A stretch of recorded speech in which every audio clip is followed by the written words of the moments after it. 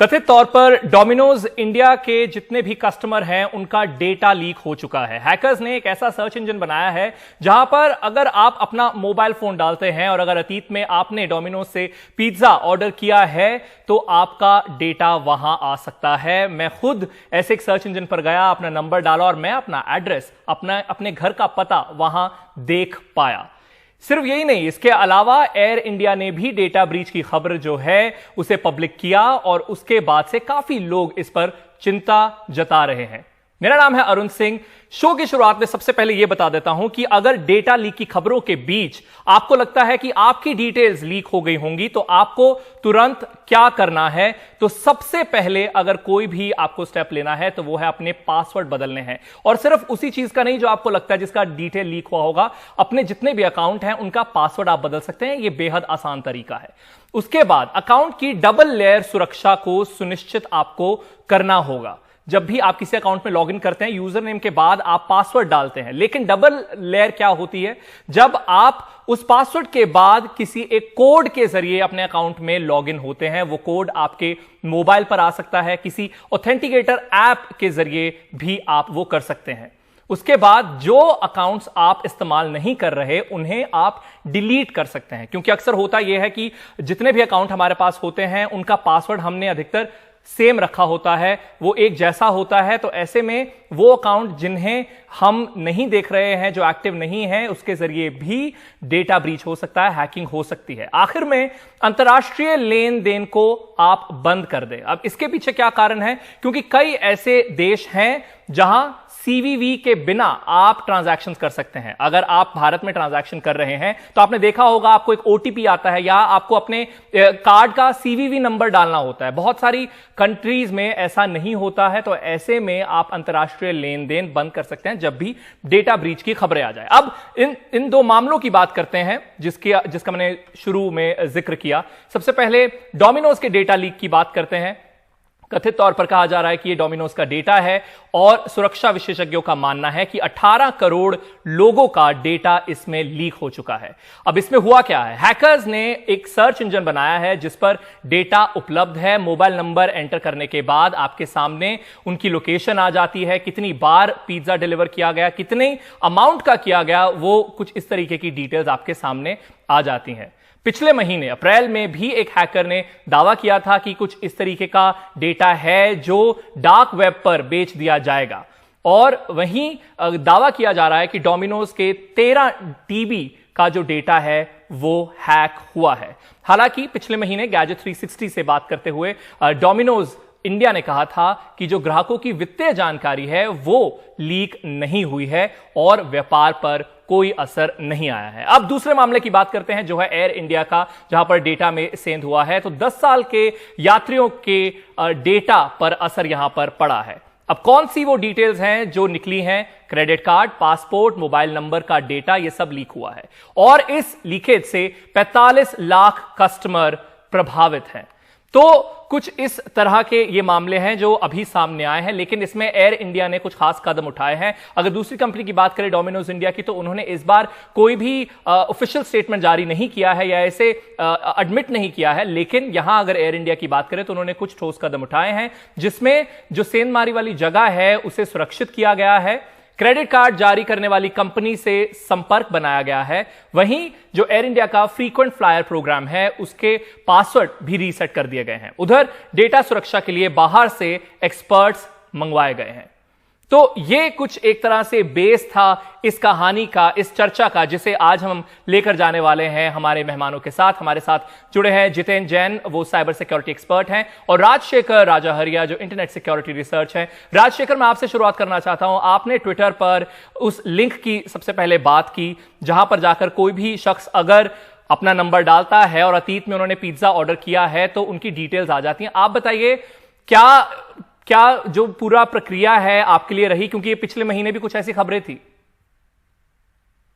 अरुण, ये स्टार्ट होता है फरवरी से। फरवरी में एक बहुत बड़ा डेटा ब्रीच होता है एक पेमेंट गेटवे का, तो उसी के साथ में हैकर क्लेम करता है कि उसके पास डोमिनोज के सर्वर का भी एक्सेस है। बट कुछ टाइम बाद में वही हैकर उस सर्वर का एक्सेस किसी दूसरे हैकर को सेल कर देता है, क्योंकि डार्क वेब पे यही बाई सेल का काम चलता रहता है। उसके बाद में अप्रैल के अंदर उसी हैकर ने, डार्क वेब का एक फोरम है जहां पे उसने पोस्ट किया कि उसके पास डोमिनोज का पूरा लगभग 13 टेराबाइट का डेटा है, जिसमें लगभग 18 करोड़ ऑर्डर्स के डिटेल है। जिसने भी आज तक पिछले 4-5 साल में ऑनलाइन डोमिनोज का पिज्जा ऑर्डर किया है, उसका डेटा उसके पास है। साथ में फाइनेंशियल इंफॉर्मेशन भी है। बट फाइनेंशियल इंफॉर्मेशन के लिए डोमिनोज ने साफ साफ यहाँ पे मना कर दिया कि ये लोग क्रेडिट कार्ड, डेबिट कार्ड का डेटा सेव नहीं करते हैं, ये लोग third party payment gateway use करते हैं। लेकिन फिर भी जो 18 करोड़ ऑर्डर हैं ये काफी रिस्की हैं। अभी एक महीने बाद में 21 मई को उसी हैकर ने एक डार्क वेब के ऊपर एक सर्च इंजन बना दिया, जैसा कि लास्ट टाइम एक जो कथित तौर पे मोबिक्विक का डेटा था उसका सर्च इंजन बना गया था, हूबहू वैसा का वैसे सर्च इंजन बनाया गया है। यहाँ पे कोई भी किसी का भी ईमेल और मोबाइल नंबर डाल के ये पता कर सकता है कि किसने कितना ऑर्डर किया है, कितना पिज्जा खाते हैं। और सबसे रिस्की चीज ये है कि आप ये पता कर सकते हो कि किस इंसान ने किस जगह पे पिज्जा मंगवाया है। तो आधे लोग, जितना मैं ट्विटर पे देख पा रहा हूँ, अदर सोशल मीडिया पे देख पा रहा हूँ, लोग इन लिंक्स का यूज इसलिए कर रहे हैं कि वो अपने परिचितों को या फिर किसी लोगों को स्पाई कर सके, उनको पता कर सके कि वो पहले कहाँ रहते थे या फिर किस लोकेशन पे वो लोग पिज्जा। राजशेखर, एक और थ्योरी है जो फ्लोट की जा रही है सोशल मीडिया पर कि इस लिंक का भी इस्तेमाल ना करें। हालांकि मैं वो रिस्क ले चुका हूं, मैं उस लिंक पर गया हूं, बट ऐसा भी कहा जा रहा है कि उस लिंक पर ना जाया जाए क्योंकि मैलवेयर हो सकता है। और कुछ लोग ये कह रहे हैं, कुछ इस तरह के मिथ्स भी हैं कि अगर वेब पर आप खोलते हैं तो स्क्रीन रिकॉर्डिंग शुरू हो जाती है। तो इसमें कितनी सच्चाई है? नहीं, ऐसा कुछ नहीं होता है, क्योंकि हमारे जो ब्राउजर हैं, जैसे क्रोम ब्राउजर है, ये अपने आप में सक्षम है आपको ये बताने के लिए कि आपका वेबकैम यूज किया जा रहा है या नहीं किया जा रहा। जब मेलवेयर आता है तो आपको कुछ पॉपअप वगैरह या फिर इस तरह की चीजें स्टार्ट हो जाती हैं। बट अगर हम इस लिंक की बात करें तो ये तो पहले से एसएसएल में है, एसएसएल सर्टिफिकेट यहाँ पे यूज किया गया और मेरे हिसाब से इसमें इतना रिस्क नहीं है जी। बट हाँ, फिर भी डेंजरस है, काफी डेंजरस है कि आप किसी का भी डेटा यहाँ पे यूज कर सकते हो। और जो कंपनी इसके लिए रेस्पॉन्सिबल है वो अभी तक इसमें सामने नहीं आई है। जितिन से अब मैं पूछना चाहूंगा, अगर एयर इंडिया वाले मामले की बात करें तो विश्व स्तर पर चीजें जो हैं उस पर असर आया है, तो आप उस पर क्या कहेंगे? क्योंकि हालांकि इसमें भी बहुत समय लगा है, क्योंकि कई महीनों से ये प्रोसेस चल रहा था, खबरें थी, और एक ग्लोबल फर्म है जहां से जितनी भी डेटा सर्विसेज है वो एयर इंडिया लेता है, वो कॉम्प्रोमाइज थी। तो ऐसे में आप उसके बारे में क्या ख्याल रखते हैं जितिन? नहीं, देखिए, दो चीजें हैं। पहले तो मुझे लगता है कि एक एयर इंडिया का जो हैकिंग है वो ज्यादा डेंजरस है, बड़ी है, क्योंकि आप देखिए स्टेट करियर है और 45 लाख लोगों का रिकॉर्ड गया है और क्रेडिट कार्ड डिटेल्स वगैरह भी उसके अंदर साथ में गए हैं विथ योर पासपोर्ट हिस्ट्री। तो जोमेटो या बिग बास्केट या जो डोमिनोज का हैक है, it is all about pizza at best. आपका पिज्जा कितनी बार है, घर का लोकेशन, मोबाइल नंबर के साथ साथ जो वर्स्ट पॉसिबल है वो आपका क्रेडिट कार्ड डिटेल्स हो सकते हैं। पर एयर इंडिया के केस में आपकी पासपोर्ट और ट्रैवल हिस्ट्री भी है, तो वो एक डेंजरस था। दूसरा, आई थिंक एयर इंडिया को इस बात के लिए जरूर शाबाशी देनी चाहिए कि पहली बार उन्होंने एक कल्चर को भारत के अंदर बदला। कोई भी सरकारी कंपनी, खासतौर से प्राइवेट कंपनियां भी, कभी भी डेटा हैक होता है, कोई डेटा ब्रीच होता है, ये पब्लिक में जाने से, एक्सेप्ट करने से कतराते हैं कि इन्वेस्टर कॉन्फिडेंस का लॉस होगा, मार्केट में शेयर गिर जाएंगे या लोग हमें छोड़ के ना चले जाएं। इसलिए जितना चीज को कारपेट के नीचे दबाया जाए वो कोशिश करते हैं। एयर इंडिया ने एज अ स्टेट करियर, मुझे लगता है कि उन्होंने जो डिस्क्लोजर किया, मुझे लगता है दिल से किया। ये आधी अधूरी बात नहीं थी। जैसे सीता का अगर आप देखें, जिसका एक्चुअल में डेटा हैक हुआ है, जो डेटा प्रोसेसर था एयर इंडिया का, लुफ्थांसा का और सिंगापुर एयरलाइंस वगैरह का, उसने भी पूरी जानकारी नहीं दी। ये एयर इंडिया था जिसने पूरी जानकारी दी, तो उसके लिए उन्हें, मतलब मुझे लगता है, शाबाशी देनी चाहिए। और उन्होंने, अब फ्रीक्वेंट फायर के पासवर्ड शायद हैक नहीं हो, उसके बावजूद उन्होंने उसको रीसेट किया। जितिन, लेकिन अगर पिछले 10 सालों में से अगर मान लीजिए मैंने फ्लाइट बुक करवाई थी एयर इंडिया से, तो कौन से वो अहम कदम है जो मुझे सबसे पहले उठाने चाहिए इस खबर के बाद? नहीं, आपको देखिए, पासपोर्ट, आपकी पासपोर्ट डिटेल्स रही है। मुझे ऐसा लगता है कि सबसे पहले तो आपको किसी भी सस्पिशियस ट्रांजैक्शन के लिए अपने कार्ड को मॉनिटर करना चाहिए, क्रेडिट कार्ड या डेबिट कार्ड को। फॉरेन ट्रांजैक्शन डिसेबल करा दीजिए, और आप लिमिट लगवा सकते हैं महीने भर के लिए, या कार्ड री इशू करवा लीजिए, वो सबसे ज्यादा जरूरी है। पासपोर्ट तो बदल नहीं सकते। दूसरा, आप ये देखिए, ये एक कुछ अनकहे सवाल भी है कि सीता ने कभी ये नहीं कहा कि हमारे पास क्रेडिट कार्ड डिटेल्स है, पर एयर इंडिया ने माना कि ये क्रेडिट कार्ड डिटेल्स भी गए हैं। दूसरा सवाल ये है कि अगर data processor Sita third party Singapore या स्विट्जरलैंड में जो है हैक हुआ, तो एयर इंडिया ने कहा कि हमने भी इंजीनियर्स बुलाए हैं अपने सर्वर को सिक्योर करने के लिए। तो क्या सीता के अलावा एयर इंडिया के भी किसी डेटा को एक्सेस या कॉम्प्रोमाइज किया गया उनके सर्वर्स को? ये एक मेरे ख्याल से अनसुलझा सवाल है। पर ओवरऑल मुझे लगता है कि ये जो एक के बाद एक ब्रीच के जो इश्यूज भारत के अंदर आ रहे हैं, एक तो आप रेगुलर जो मुझे लगता है कि पहली बार मैंने किसी एंकर को इतने सरल शब्दों में समझाते हुए देखा कि टू फैक्टर का इस्तेमाल कब करे, कैसे करे और किन साइटों पे ना जाए। तो मुझे लगता है ये एक बेसिक पब्लिक अवेयरनेस इस समय बहुत जरूरी है, क्योंकि आप क्रेडिट डेबिट कार्ड बदलने के अलावा इसके अंदर आप ज्यादा हेल्पलेस कुछ कर नहीं सकते। वहीं राजशेखर, अगर बात की जाए कि सस्पिशियस एक्टिविटीज हो सकती हैं इस इंफॉर्मेशन के बाहर जाने पर, लेकिन अभी तक कुछ ऐसा रिपोर्ट नहीं किया गया है। राजशेखर, मैं आपको एक छोटा सा इसमें एग्जांपल देता हूं। जैसे कुछ टाइम पहले बिग बास्केट का डेटा ब्रीच हुआ था, लेकिन अभी पिछले महीने ही न्यूज आना स्टार्ट हुआ था, ट्विटर पे एक ट्रेंड होना स्टार्ट हुआ था कि आपके फ्लिपकार्ट के अकाउंट सेल किए जा रहे हैं। फ्लिपकार्ट के लोगों के अकाउंट से किसी ने टीवी ऑर्डर कर दिया, किसी ने उनके कॉइन यूज कर लिए। हजारों फ्लिपकार्ट के अकाउंट पब्लिक हो गए थे, एज ए उनके यूजर नेम पासवर्ड सेल किए जा रहे थे। तो वहां पे इशू ये था कि जैसे सर ने बताया कि लाइक एयर इंडिया ने काफी अच्छे से इसको माना है, एग्री किया है, अपने यूजर्स को अवेयर किया है कि पासवर्ड चेंज करें जो भी है। वहीं सब बाकी अदर कंपनियां ना तो इसको एक्सेप्ट करती हैं, ना यूजर्स को इन्फॉर्म करती हैं। अब हुआ ये था कि जो हम लोग क्या करते हैं, हमारा जो पासवर्ड होता है लगभग सारी वेबसाइट पे हम सेम ही पासवर्ड यूज करते हैं। जब एक कंपनी का डेटा ब्रीच होता है तो उसका पासवर्ड भी कहीं ना कहीं डिक्रिप्ट हो जाता है, कभी ना कभी 1 महीने बाद, 2 महीने बाद।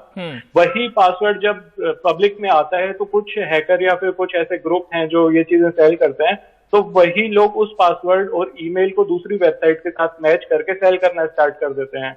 तो जब एक कंपनी का डेटा ब्रीच होता है तो आप ये मत समझिए कि आपका उसी वेबसाइट का डेटा ब्रीच हुआ है या वही आपके लिए रिस्क है।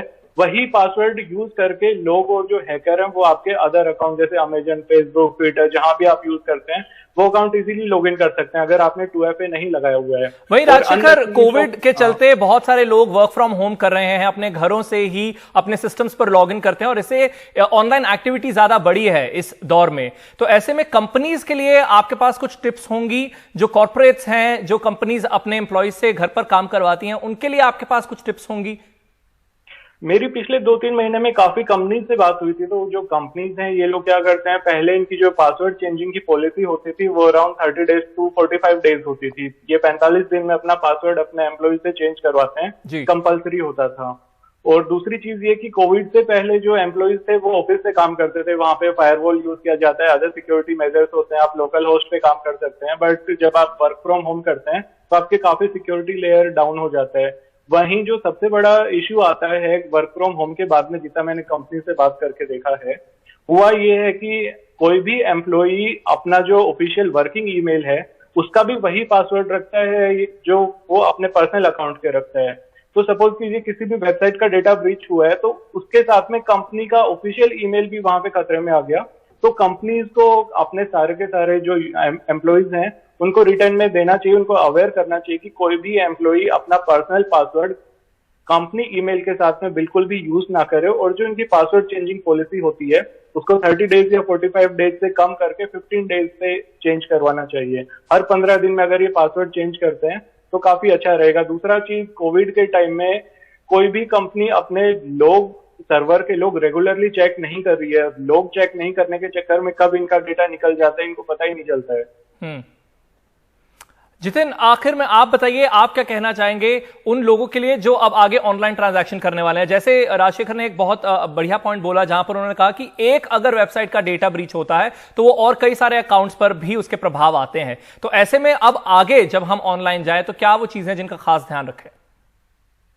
नहीं, ये तो है, ये तो क्योंकि अगर देखिए ज्यादातर लोगों का जो शॉपिंग पोर्टल्स वगैरह के पासवर्ड बड़े बेसिक और कॉमन होते हैं, वो इसलिए कि आदमी अपने ईमेल का पर्सनल पासवर्ड फिर भी ज्यादा सिक्योर रखता है कि जनरल पासवर्ड हम लोग बना लेते हैं बास्केट, फ्लिपकार्ट वगैरह के लिए। तो अगर एक भी कंपनी का डेटा लीक होता है, मान के चलिए महीने 1.5 महीने में डिक्रिप्ट हो जाएगा और उसी पासवर्ड का इस्तेमाल सभी उसके ऊपर किया जाता है। अभी बहुत सारे लोग आप आश्चर्यचकित होंगे, रिपोर्ट कर रहे हैं उनको एयर इंडिया की तरफ से फर्जी ईमेल आ रहे हैं पासवर्ड रीसेट करने के लिए, जबकि वो एक्चुअली एक फिशिंग मेल है। तो हो क्या गया है, because of pandemic everybody is working from home. तो पहले क्या होता था, अगर मुझे आपको कोई फाइल शेयर करनी है, मैं ईमेल के साथ साथ हमारी कोई ना कोई पर्सनल बात हो जाती थी, हम क्रॉस वेरीफाई कर सकते थे।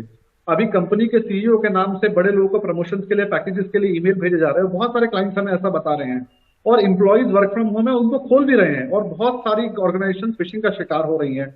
और अगर आप मान के चलिए, अगर एक भी बोर्ड रूम के अंदर एक भी व्यक्ति अगर उस कंपनी का शिकार होता है, आप डेटा थेफ्ट तो छोड़िए, पूरी की पूरी कंपनी के फॉर्च्यून्स को बदलने की, ट्रांजेक्शन्स की, टेंडर्स की डिटेल्स निकाल के फाइनेंशियल मैनिपुलेशन करने का इतना बड़ा स्कोप है कि ये एक तरह से इंफोडेमिक, इसको आप कह सकते हैं कि कोरोना वायरस के साथ साथ नया तरह का इंफोडेमिक यहाँ पे जितिन, चल कोई रहा है। ऐसा तरीका तो है सभी कि को मैं इस तरह ऑनलाइन जाकर अपना ईमेल आईडी या नंबर डालकर ये जान सकूं किसी रिलायबल सोर्स से कि क्या अतीत में मेरा डेटा ब्रीच हुआ है या नहीं, या मैं हैकिंग का शिकार हुआ हूं या नहीं? मैं उसी की आपको जानकारी दे रहा था कि जैसे कई साइट्स हैं जो कई ओपन सोर्स ऑर्गेनाइजेशन चला रही है। एक साइट है हैवाई बिन पॉन्ड। अगर आप मेरी बात को स्पेलिंग में नहीं समझ पा रहे हैं, गूगल में अगर टाइप करेंगे तो ऑटोमेटिकली स्पेल चेक सही होके hawaiibinpond.com करके एक साइट है, वो एनडीटीवी की हम ट्विटर पे बाद में शेयर कर देंगे। वहां जाकर आप अपना ईमेल आईडी या मोबाइल नंबर डाल के चेक कर सकते हैं क्या किसी भी प्रीवियस ब्रीच के अंदर जो बड़ी ऑर्गेनाइजेशंस हैं उनके अंदर क्या आपके ईमेल के पासवर्ड भी, डिटेल्स भी अगर क्या पब्लिक में चोरी हुए। तो अगर मान लीजिए ड्रॉपबॉक्स हुआ, बिगबास्केट या फ्लिपकार्ट, कहीं पे भी आपका डेटा लीक हुआ है, वो अप टू डेट मेंटेन रखते हैं। तो आप रेगुलरली वहां जाकर हर महीने अपने आप को चेक करते रहें कि आपका किसी भी कंपनी में जो आपका अकाउंट था क्या उसका डेटा लीक हुआ है। ये सबसे अच्छा तरीका है। दूसरा, आप एज अ हैबिट भी हम ये कर सकते हैं कि हम हर वेबसाइट के लिए अलग पासवर्ड का इस्तेमाल करें और हर महीने हम रेगुलरली पासवर्ड को चेंज करें। ये आपका पैसा भी बचाएगा। और आप मान के चलिए, इन हैक के बाद अगर आपके बैंक का पासवर्ड सेम था और अगर किसी तरह की बैंकिंग ट्रांजैक्शन होती है या एसएमएस फिशिंग करके कोई ट्रांजैक्शन होती है तो बैंक भी आपको पैसा वापस नहीं देगा। और जैसा अरुण आपने बताया कि बाहर के देशों के अंदर तो ओटीपी की आवश्यकता नहीं है, बिना सीवीवी कोड के या ओटीपी के जो है क्रेडिट कार्ड के ट्रांजैक्शन हो रहे हैं। तो पैसे को जो ये मजबूरी है कि बिकॉज अगर डेटा लीक होने के कारण इस तरह से अगर ट्रांजैक्शन होंगे तो बैंक भी पैसा वापस नहीं दे रहे। इसलिए बहुत जरूरी है कि फर्स्ट प्रायोरिटी पे पासवर्ड चेंज करें और अपने क्रेडिट कार्ड की डिटेल्स को इमीडिएटली जो चेंज कर सकते हैं करें। अगर नहीं चेंज कर सकते तो अपने क्रेडिट कार्ड को आप री इश्यू करा लें। वो फ्री ऑफ चार्ज है, ज्यादातर बैंक के 100-200 रुपया लेते हैं, वो एक अच्छा तरीका है। मैं एक क्विक सवाल पूछना चाहता था आखिर में, वैसे आपने उसका भी जवाब इसमें दे दिया है, बट राजशेखर से एक कि क्या मुझे कार्ड बदलने की जरूरत है? आप चाहें तो कार्ड बदल सकते हैं, बट इतना जरूरी भी नहीं है। अगर आप इंटरनेशनल ट्रांजैक्शन बंद कर देते हैं तो बहुत कम चांसेस है। लेकिन आजकल लगभग आरबीआई ने भी गाइडलाइन निकाल दी, आप अपने कार्ड पे लिमिट सेट कर सकते हैं। आप मिनिमम 1000 रुपए का लिमिट सेट कर सकते हैं कि 1000 रुपए से ज्यादा का ट्रांजेक्शन ही ना हो। जब आपको करना हो तो या तो आपको बैंक से कॉल आ जाएगा या फिर आप नेट बैंकिंग या मोबाइल ऐप से उसको इंक्रीज भी कर सकते हैं। क्योंकि अगर अब हम कार्ड चेंज करने लग गए तो डेली आजकल डेटा ब्रीचेज हो रहे हैं। और जितिन, आप भी यही कहेंगे कि कार्ड बदलने की एकदम से जरूरत नहीं है अभी? एक इसमें समस्या है अरुण, देखिए होता क्या है, ये इंडस्ट्री ऐसे ऑपरेट नहीं करती। मान लीजिए 1 करोड़ लोगों की क्रेडिट कार्ड डिटेल्स लीक हुई जी, तो जिस हैकर ने उस कार्ड के डिटेल्स को चोरी किया वो आपके क्रेडिट कार्ड का मिसयूज नहीं करेगा। वो 1 करोड़ क्रेडिट कार्ड को $3 पर कार्ड के हिसाब से $3 करोड़ में किसी और को बेच देगा। वो बंदा वो सेग्रीगेट करता है कि भाई इसमें गोल्ड कार्ड कौन सा है, प्लेटिनियम कौन सा है, कौन सा चल रहा है, कौन सा ब्लॉक्ड है, कौन सा एक्सपायर्ड है। तो जो वर्किंग कार्ड्स होते हैं फर्दर वो 10 अलग अलग ग्रुप को $20 में बेच दिए जाते हैं अलग अलग कंट्रीज के अंदर। उसके 2-3 महीने बाद ये वो लोग होते हैं जो आपके कार्ड की डिटेल आने के बाद आपके कार्ड में ₹1 का या 25 सेंट का ट्रांजेक्शन एक छोटा सा होता है, वो टेस्ट ट्रांजेक्शन होता है, कार्ड वर्किंग है कि नहीं है। उसके बाद उस कार्ड को फर्दर $50 में बेचा जाता है, $100 में बेचा जाता है। और ये फिर वो लोग होते हैं जो आपके कार्ड से फ्लाइट टिकट बुक करेंगे, $10,000 की ट्रांजेक्शन चेंज करेंगे। तो हैक होने के बाद ये बात राज की सही है कि हर बार तो हम कार्ड नहीं चेंज करा सकते, पर फॉरेन ट्रांजैक्शन ऑनलाइन बैंकिंग में जाकर डिसेबल कर सकते हैं, लिमिट कर सकते हैं। और 2-3 महीने बाद भी अपने क्रेडिट कार्ड स्टेटमेंट्स को आप जरूर पढ़ें। कोई भी सस्पिशियस ट्रांजैक्शन है आपको नहीं समझ में आ रहा है, बैंक में फोन करें, पूछें, उसको डिस्प्यूट करें, ब्लॉक कराएं। अगर आप 48 घंटे में रिपोर्ट करेंगे तो आपका पूरा पैसा वापस आएगा। 48 घंटे के बाद करेंगे तो पैसा नहीं वापस आएगा। बहुत बहुत शुक्रिया जितिन और राजशेखर आपका। तो हमारा इस प्रोग्राम के जरिए यही उद्देश्य था कि आपको कुछ चीजें बताई जाएं जिससे आप सुरक्षित रह सकें जब आप ऑनलाइन जाएं। मेरा नाम है अरुण सिंह।